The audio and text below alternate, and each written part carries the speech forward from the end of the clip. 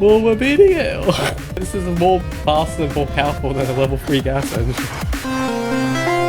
G'day guys, I'm Jotrain and welcome back to Scrap Mechanic. In today's video, I'll be diving into the realm of Steam Locomotives as I'll be doing a tutorial on how to make a piston-powered valve gear. This is kind of inspired by Khan's recent videos, as he's been doing like several videos on how to make piston engines in Scrap Mechanic, like with a lot of torque. I decided I'll join along and do my own tutorial on how to build a piston engine. This piston engine is also the same one I use on my BB18 and a quarter steam locomotive here. So yeah, all of these steam locomotives, they're all entirely piston powered. So there's no engines, there's no thrusters. There are like thrusters inside of this, but that's just to make the sound. It's just like a sound thing.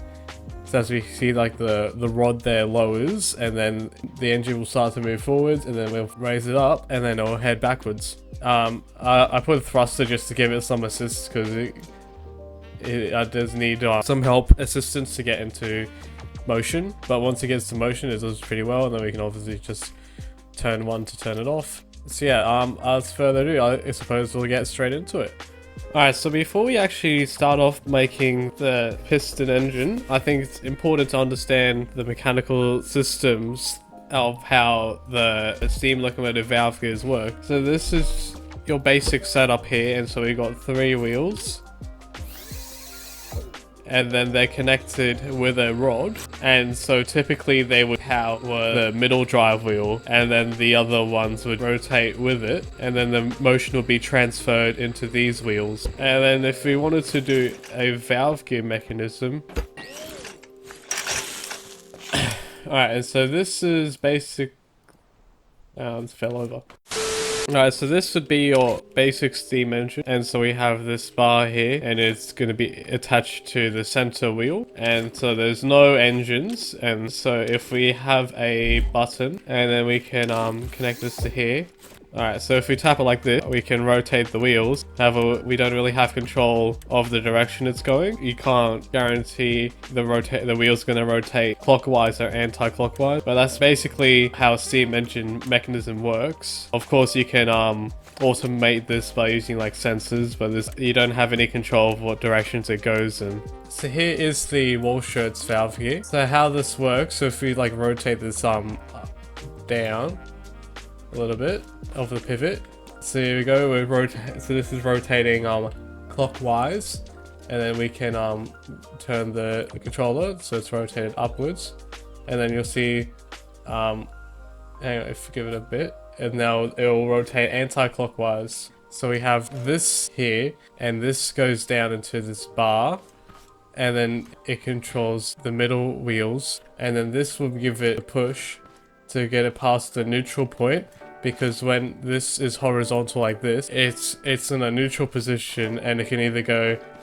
clockwise, anti-clockwise. And so as the piston pushes out, this valve piston has a delay on it, and then the delay will let the steam, which is actually a sensor, and then it'll connect on to this bar here, and then this one actually provides the power, which gets transferred into here, into the middle wheels, and then the middle wheels power the outer wheels. And so if you turn it on, then there you go.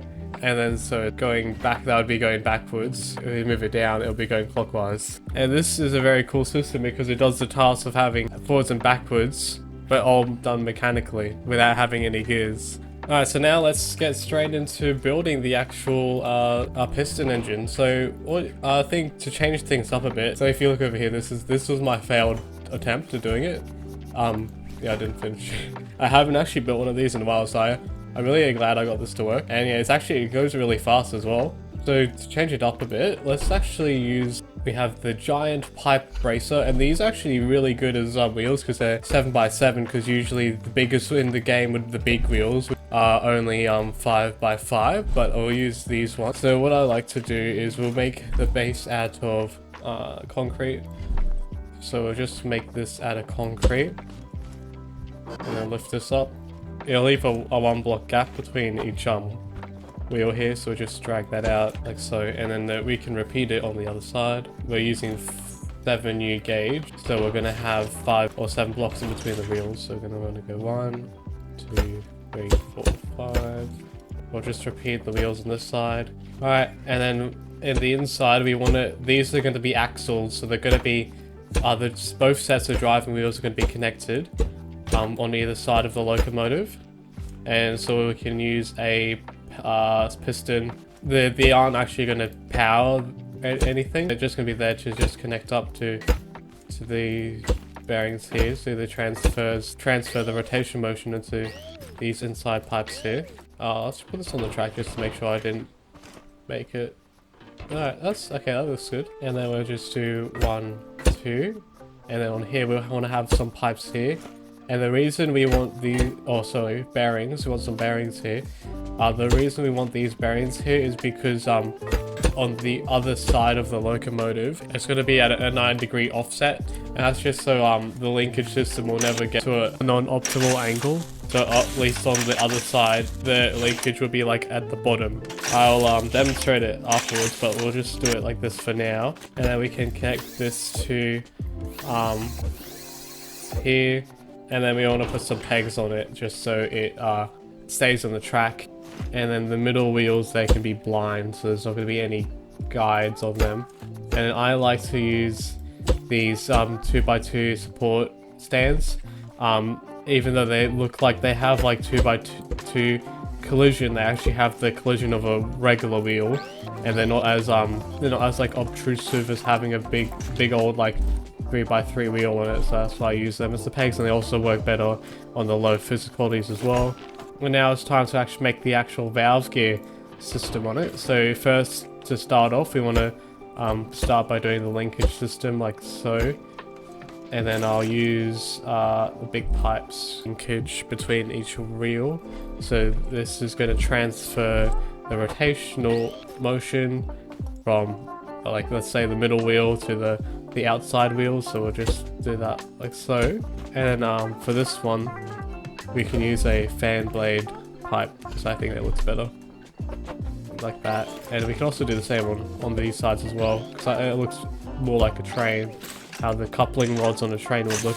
Alright, we'll start off, and then actually let's put, doing this here, we'll put a pipe there. There's two ways to do this, so the easiest way is just to use the glitch weld tool, and just unweld that, put the pipe in, and then we can weld it, and then we can just connect that like that. And there's also a way where you can just like get the right angle to put the pipe in, but that's the easier way if you're using that mod. And then we'll just have it go upwards and connect like this, and then have it go down again.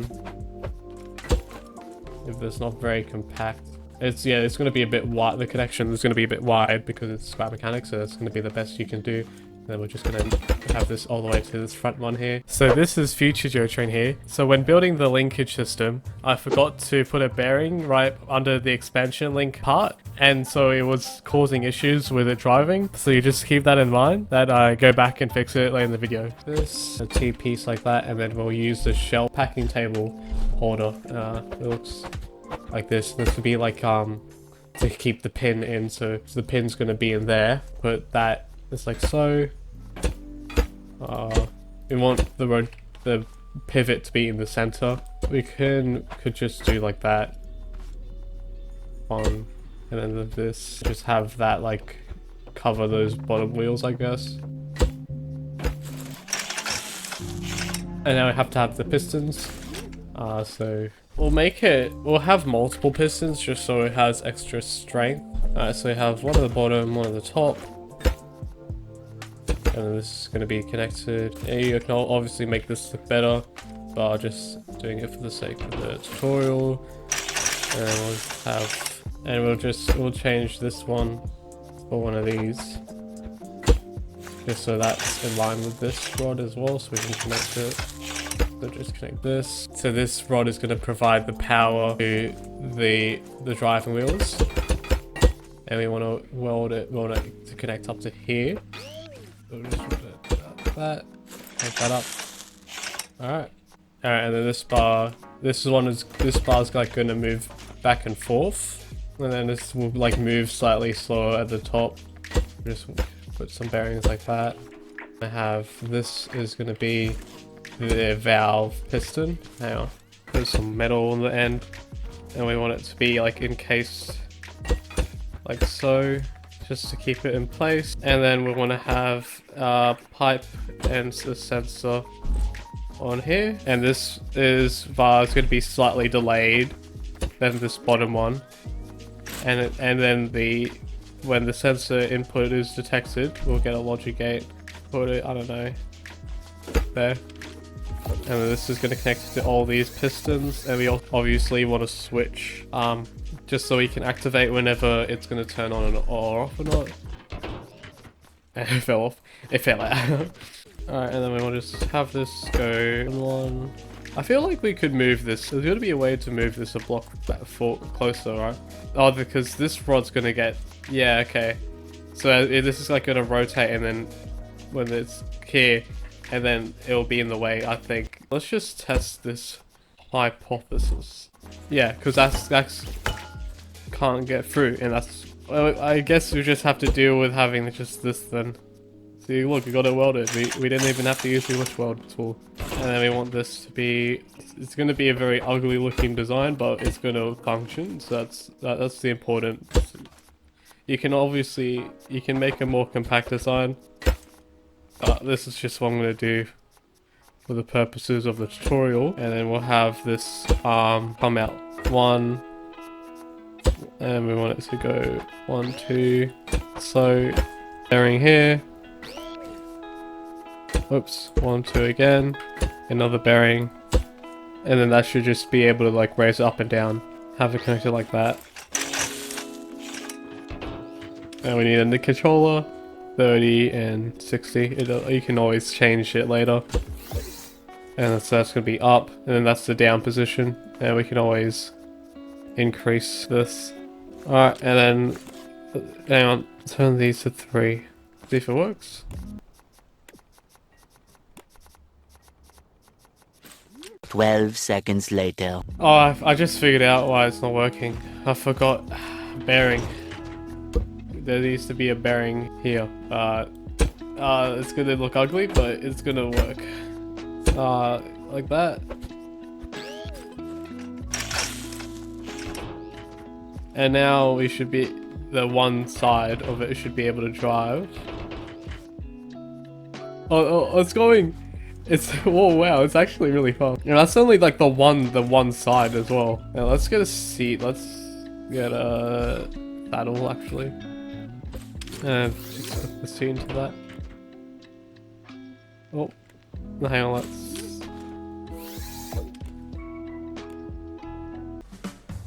Oh, look at this!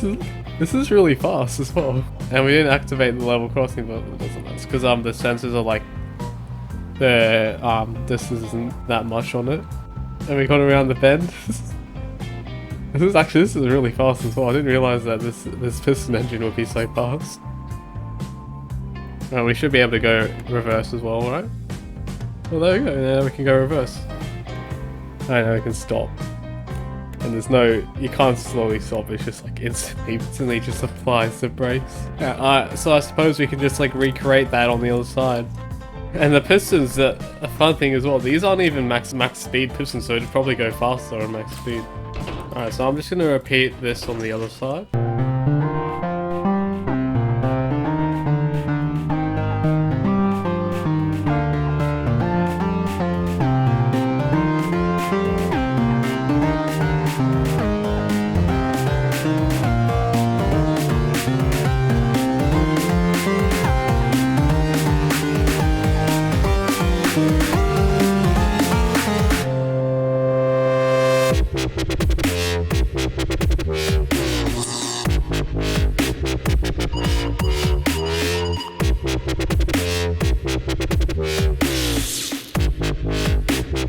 Doors closing, please stand clear.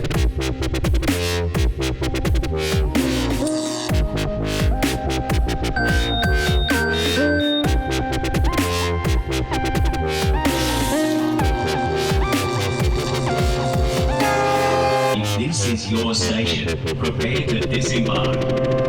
So yeah, what I did on this side is I moved this block back so that this rod is now like just one rod underneath there, because one block back, and I have it pivots.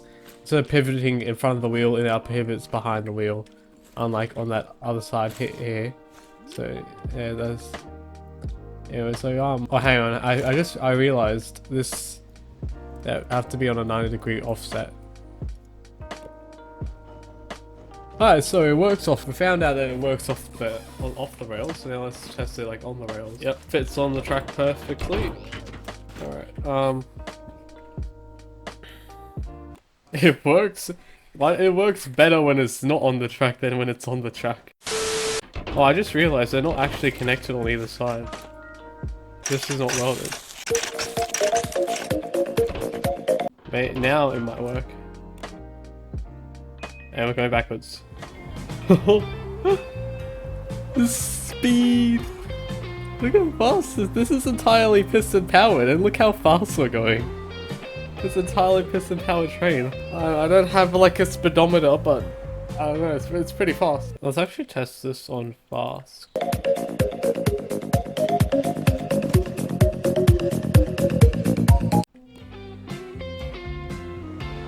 Well, there you go, it does work. It doesn't seem to be much faster. If anything, it seems to be slower. That could just be me, but I mean, it's still pretty fast. Oh, I derailed. That's the maximum speed you can go on this train. So I think the best, if you want to go the fastest, it's probably best to just keep the pistons one below max. Well, there is like a U-bend turn coming up. I want to test this on the U-bend turn. There you go, it seems to be working. It's actually, I'm surprised how, like, despite, it's pretty stable, even though there's like hardly anything on the train. Yeah, look at that, we got around. There's like hardly any, it's just pistons, and we somehow managed to get around that. And it should be, let's actually try like towing something with it, try holding something with this. I mean, it's kind of the end of the tutorial now. I'm just like messing around with it. I've got some carriages here. I kind of want to experiment with some other like couple of valve gear designs as well, because there is like other designs you can do. Like, but this is like the most common design and the easiest design, and it works. So I want to do like a design, like kind of like a tutorial of like this design where it's like underneath there. Oh, that's laggy. So we can drive it. This is pretty slow. It's pretty slow. Like this one here. This is the max speed of this. Alright. This should be pretty easy because it's to pull since there's nothing in it. Yeah, there you go. It's pretty powerful. I mean, you can't really tell how powerful it is because we're not really comparing it to anything else, but actually, let's get another one. Let's just unconnect this, and we'll save this as piston engine valve gear. I'll place it with a petrol engine on it, and I'll just get rid of all this on the side of it. All right, and then we'll use level 3. Alright, who will win? Put your guesses in the comments below. Who's gonna win this amazing race?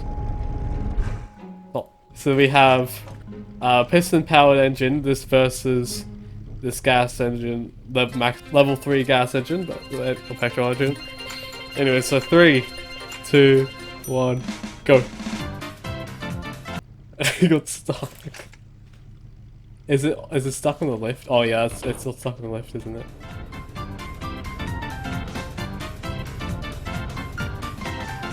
We're beating the gas engine. Look at that. And that's level 3 max gas engine as well. Well, we're beating it. This is more faster and more powerful than a level 3 gas engine. What if I'm getting run over? Ah, come back! I'm gonna fly, it's fine.